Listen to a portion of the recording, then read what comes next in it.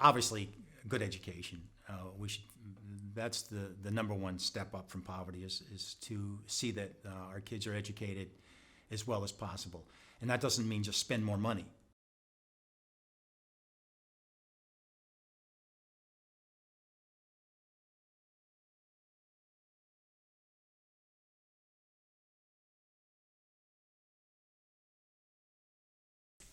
On homelessness, the sheriff has a proposal to have some homeless folks in the jail. I think it's interesting. We have to learn more about it. Right now, it's just a proposal.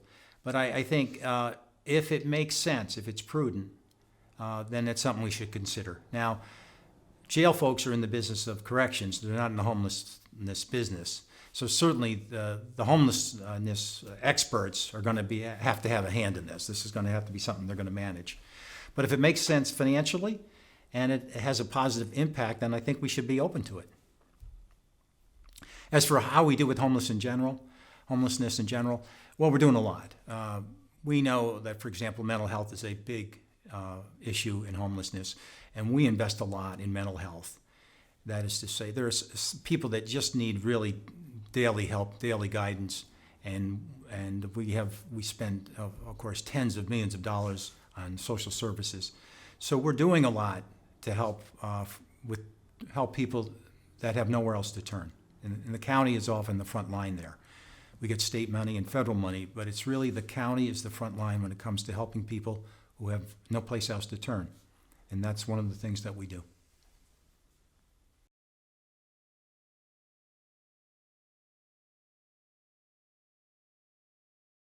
On the subject of county EMS services and how that mixes with municipalities, I think, number one, it's up to the municipality.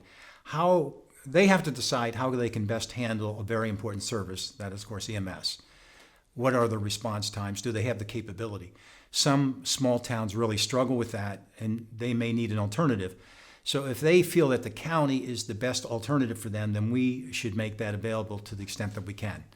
Now, of course, we have to be mindful of the cost, but it seems to me if the county is able to expand that service, it may make more sense in terms of efficiencies for the county to expand that service. So if the municipalities are interested, then we should do what we can to make sure we have an equitable agreement with the municipalities. But certainly self-rule is significant here. It really should be first a decision of the municipalities. Can they manage it on their own? If they seek another alternative, the county should be that alternative.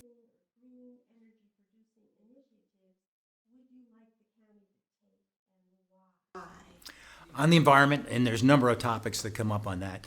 On the plastic straws, there is a proposal, and it's a member of the opposing party that has it as an option, offering a straw to someone who may require it rather than just leaving them there and going to waste. That seems sensible to me. If you want a straw, you should be able to ask for one. But I do think we have to press manufacturers to be more conscious about what kind of materials they distribute in the first place.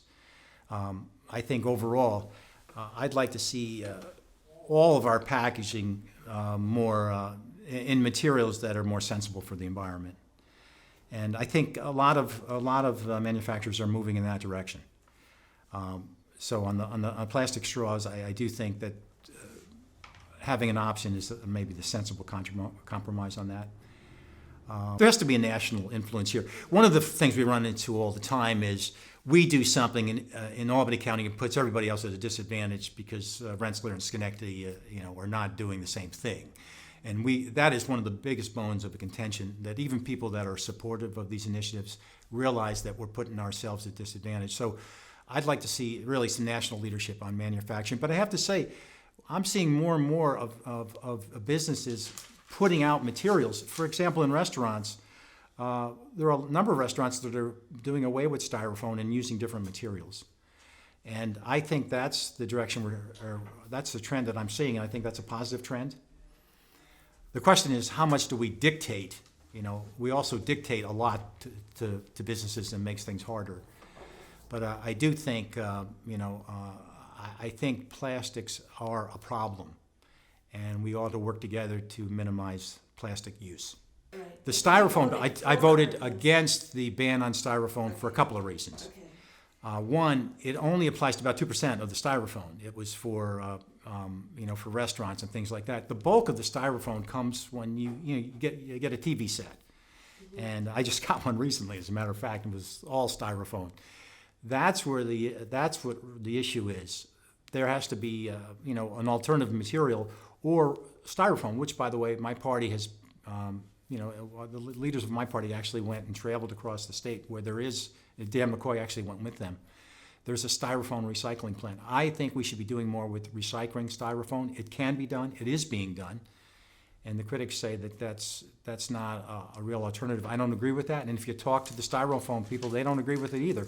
We have other counties in the state that are recycling styrofoam. Now, especially for what I just talked about, the big ticket items are block styrofoam pieces.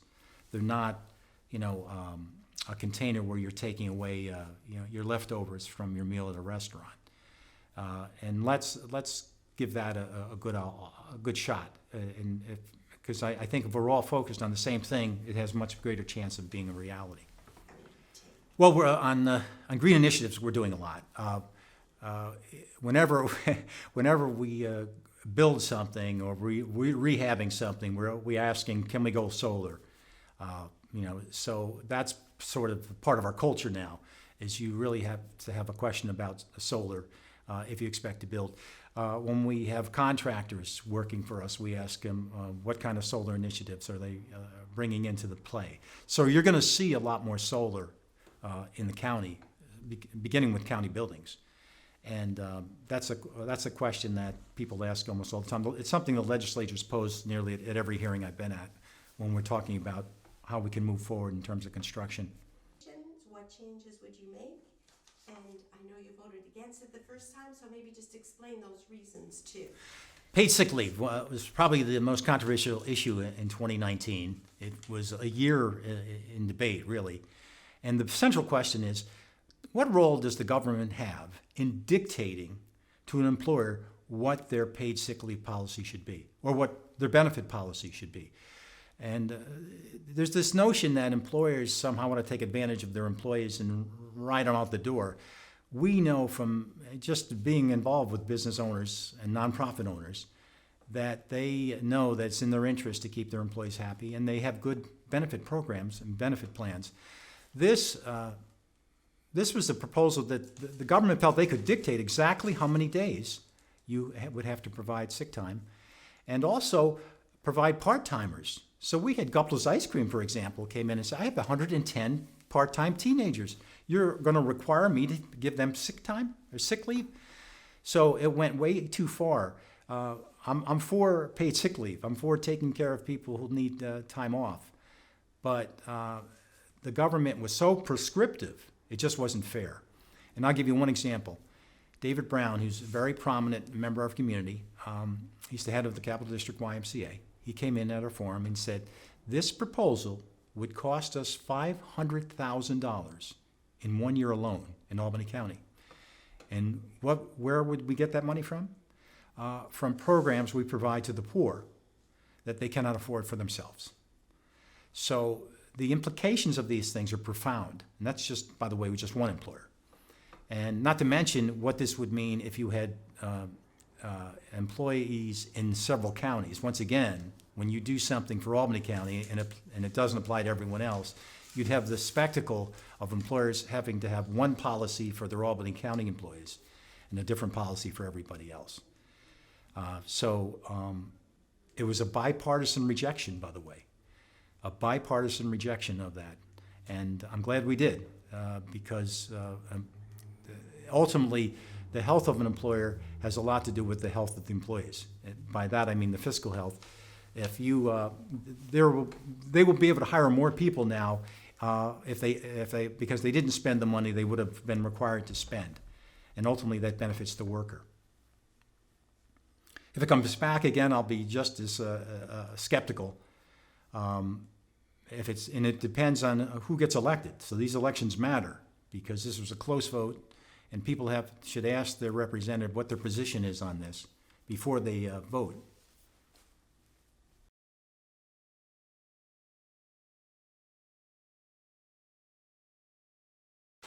Well, how do we break the chain of poverty? That's a question that's been with us a long time. Obviously, good education. That's the number one step up from poverty is to see that our kids are educated as well as possible. And that doesn't mean just spend more money. We should hold our schools accountable for what they produce in terms of quality education. Secondly is creating opportunity. And how do we create opportunity? Well, we don't stick a lot of regulations on businesses that make them more difficult to do business. We should work with businesses, have sensible, prudent regulations that provide the needed protections, but also allow businesses to grow. So good education, better opportunities, those are the answers to poverty in Guilderland, in Albany County, and everywhere else.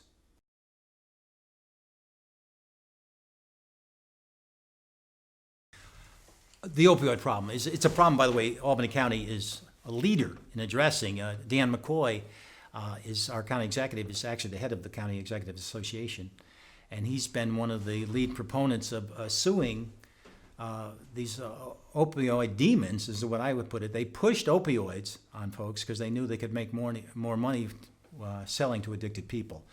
So those lawsuits are significant because that, I believe, is going to result in a lot of money available to us to treat the opioid issue. And we know how to treat the opioid issue. It's awareness and it's treatment. We have constantly have to push the idea of how much trouble this is, particularly with young people.